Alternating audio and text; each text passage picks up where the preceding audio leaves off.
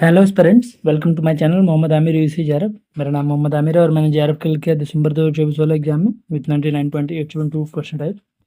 ठीक, इस वीडियो में हम लोग देखेंगे कि यूजी नेट दिसंबर 2025 का जो एग्ज़ाम है उसके लिए हम कैसे प्रिपेयर कर सकते हैं ताकि हम इजीली जेआरएफ क्लियर कर पाएँ। ठीक है, तो जैसे कि हमें पता है यूजी नेट जून 2025 का जो एग्ज़ाम है वो सब खत्म हो चुका है और आंसर कीज़ भी आ गई हैं एंड एक दो दो तीन दिन में रिजल्ट भी आ जाएगा, फाइनल रिजल्ट भी आ जाएगा। ठीक है, तो जो लोग क्लियर कर रहे हैं या जो लोग क्लियर करेंगे उन्हें बहुत बहुत कॉन्ग्रेचुलेशंस। लेकिन जो लोग अनफॉर्चुनेटली क्लियर नहीं कर पाए या फिर जो अभी स्टार्ट करें प्रिपरेशन, तो इस वीडियो में हम देखेंगे कि कैसे जीरो से स्टार्ट करेंगे यूजी नेट दिसंबर 2025 वाले एग्ज़ाम के लिए और कैसे उसे जेआरएफ को क्लियर करें। ठीक है, तो स्टेप वाइज देखेंगे हम लोग। 6-7 स्टेप्स हैं, उनको आप देख लीजिए, जो कि मेरे पर्सनल एक्सपीरियंस और पर्सनल एनालिसिस के बाद ये मैंने स्टेप्स बनाए हुए हैं, जो कि मैंने खुद फॉलो किए थे। दैट इज़ रियली हेल्पफुल, आप लोगों के लिए भी ये हेल्पफुल रहेगा। तो आप देखिए, स्टेप 1 की बात करें तो सबसे पहले तो सिलेबस को अंडरस्टैंड करना है। ठीक है, एक आप सिलेबस डाउनलोड कर सकते हैं पेपर 1 पेपर 2 दोनों के लिए। और मिक्स अगर आप पॉसिबल हो सके तो आप सिलेबस को फोटोकॉपी करा के अपने पास रखिए, and that is must, possible नहीं, दैट इज़ मस्ट। आप रखिए और बार-बार उसे उससे गो थ्रू होते रहिए। वो आपको हेल्प करेगा कि क्या चीज़ें नहीं पढ़नी है आपको, क्योंकि एक बहुत वास्ट होता है सिलेबस, उसमें से वो हेल्प करेगा कि क्या नहीं पढ़ना है।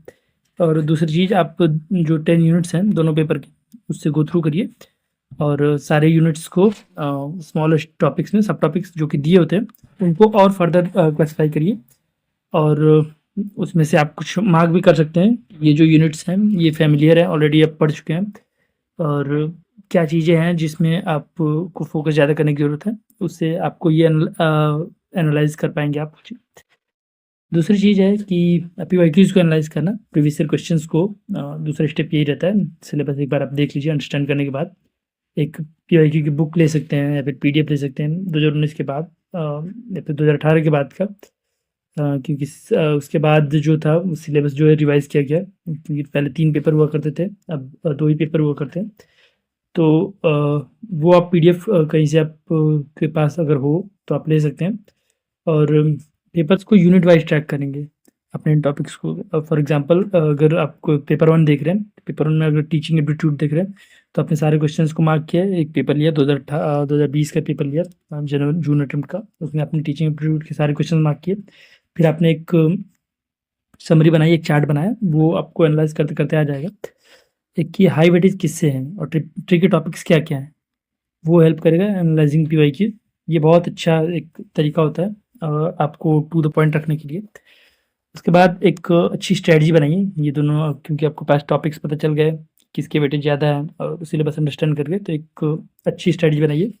वो आपको हेल्प करेगा आपको ट्रैक करने में, आपके प्रिपरेशन को, और आपको एक ट्रैक पे रखने के लिए कि आप एक सही रास्ते पे चल रहे हैं। उसके बाद आप एक काम करेंगे स्टेप 4 में कि एक यूनिट वाइज़ टॉपिक वाइज़ आप प्रिपरेशन स्टार्ट करेंगे। रैंडमली चीज़ें पढ़ना सही तरीका नहीं होता है। कुछ लोग पढ़ते हैं और क्लियर भी करते हैं, पर वो सही तरीका नहीं होता है।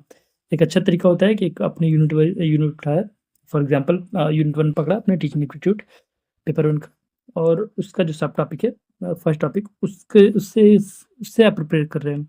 आप उसके रिलेटेड पीवाईक्यूज़ को देख रहे हैं, आप उसके रिलेटेड नोट्स हैं तो नोट्स पढ़ रहे हैं आप, अगर कोई वीडियो लेक्चर देख रहे हैं तो वीडियो लेक्चर से आप पढ़ रहे हैं। ठीक है, और एक समय में एक यूनिट को ले सकते हैं और उसको ब्रेक डाउन करिए, टॉपिक वाइज़ को प्रिपेयर करिए।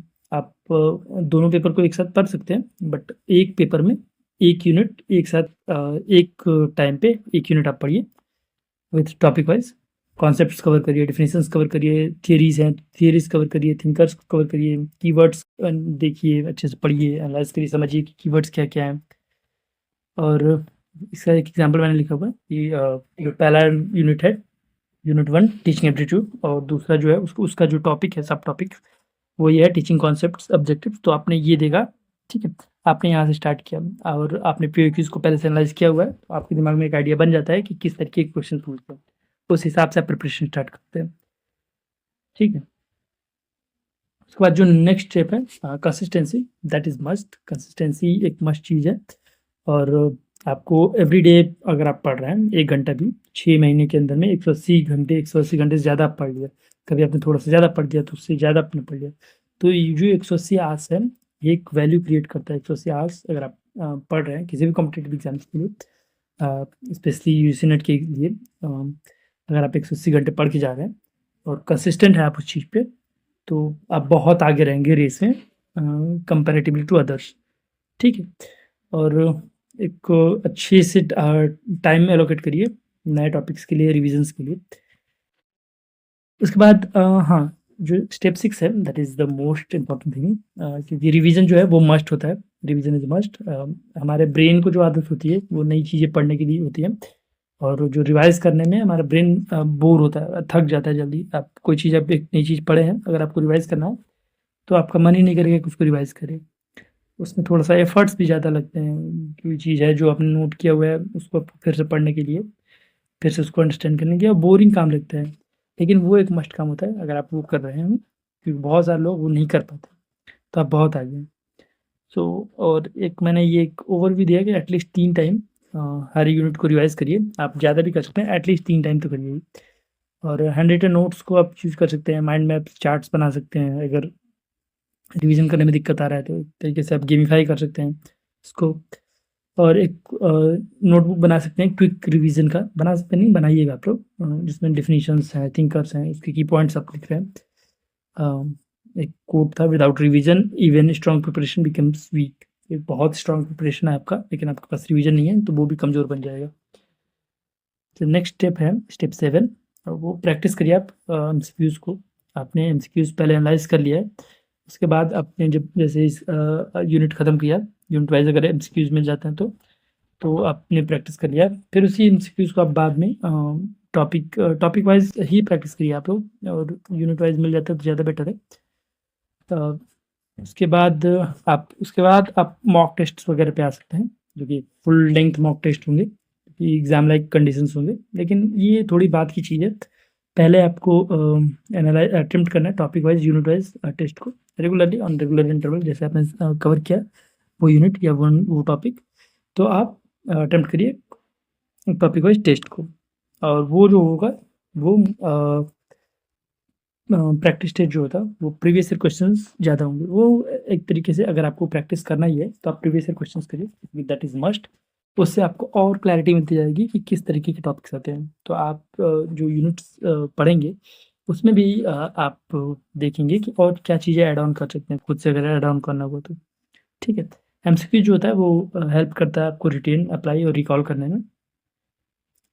और एक बोनस टिप, अपने जो सोर्सेज़ हैं उसको बहुत लिमिटेड रखिए। बहुत ज़्यादा किताबें मत आप रख लीजिए कि आपको पेपर 1 के लिए 3 किताबें पढ़नी हैं, 4 किताबें पढ़नी हैं, 5 यूट्यूब चैनल फॉलो किए हुए हैं कि आप सिर्फ़ एक एक सोर्स को ट्रस्ट करिए, 1 या 2 सोर्स को ट्रस्ट करिए, वो कोई भी हो सकता है, उसको ट्रस्ट करिए।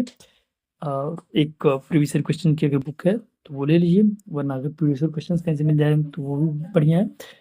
और क्योंकि आपका जो गोल है वो डेप्थ है। ठीक है? आपको एक मास्टरी करनी है जो आप पढ़ रहे हैं, उसको आप रिवाइज़ कर के। ऐसा नहीं कि बहुत ज़्यादा कंटेंट क्योंकि यूट्यूब पे बहुत ज़्यादा ऐसे चैनल्स हैं, एक जो मेन गैप वहाँ पे दिखता है, बहुत ज़्यादा चैनल्स हैं, उसपे बहुत ज़्यादा वो लोग पढ़ा देते हैं एंड जो प्रॉपर एनालाइज़ नहीं करते हैं वो लोग, एक सिलेबस के हिसाब से बहुत ज़्यादा डेप्थ में पढ़ा दिया। उससे क्वेश्चन तो आते हैं बट वो कितना कोई पढ़ ले और उसी में इंसान फँसा रह जाता है, रिवीजन के लिए उसको वक़्त नहीं मिल पाता है, तो सिलेबस ही कवर करता रहता है। ठीक है? ठीक है, तो इस वीडियो में इतना ही। यूजीसी नेट क्योंकि अभी जो दिसंबर वाला एग्ज़ाम है उसमें एटलीस्ट 6 महीने हैं, आप लोग बेहतर पढ़ाई करिए। उसको एग्ज़ाम क्रैक करना कोई बहुत मुश्किल चीज़ नहीं है। ठीक है? तो अगर आप लोग मेरा यूट्यूब चैनल है, मैंने सारे यूनिट वाइज़ पेपर 1 के लेक्चर्स डाले हुए हैं, जो पीवाईक्यूज़ को बहुत अच्छे से एनालाइज़ करने के बाद है।